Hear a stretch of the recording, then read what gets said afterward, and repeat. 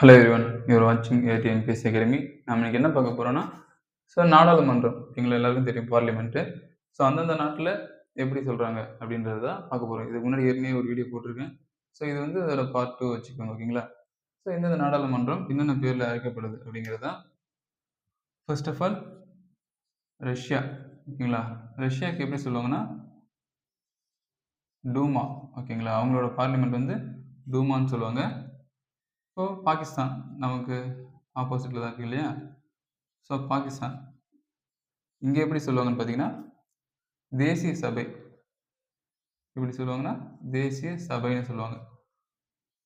அடுத்து பார்த்தீங்கன்னா Switzerland.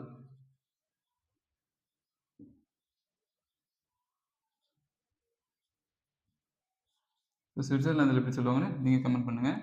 Next சொல்கிறேன். அடுத்து பார்த்தீங்கன்னா அமெரிக்கா. அமெரிக்கா பார்த்தீங்கன்னா காங்கிரஸ்.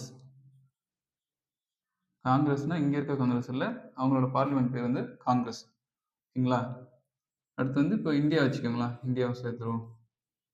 இந்தியா வந்து நாடாளுமன்றம் தான் ஓகேங்களா.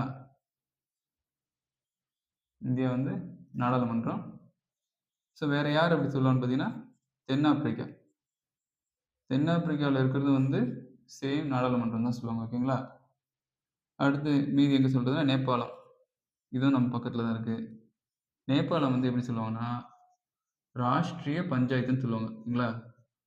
ராஷ்ட்ரிய பஞ்சாயத்து அப்படின்னு சொல்றது வந்து நேபாளம். மீதி எல்லாம் இருக்கு, எல்லாருக்கும் தெரிஞ்சது தான். அதாவது நார்வேனா ஸ்டார்டிங், ஜெர்மனினா பந்தேஸ்டார், இஸ்ரேல்னா கெனசெட் ஆர் நெசட்னு சொல்லுவாங்க. இதெல்லாம் மேக்ஸிமம் 9th புக்லேயே உங்களுக்கு இருக்கும். இது வந்து அது இல்லாமல் 9th புக்கில் மொத்தம் மேக்ஸிமம் ஒரு 5 தான் கொடுத்துருப்பாங்க ஓகேங்களா. அது இல்லாமல் தான் உங்களுக்கு நான் போட்டிருக்கேன். சுவிட்சர்லாந்து மட்டும் நீங்கள் கமெண்ட் பண்ணுங்கள்.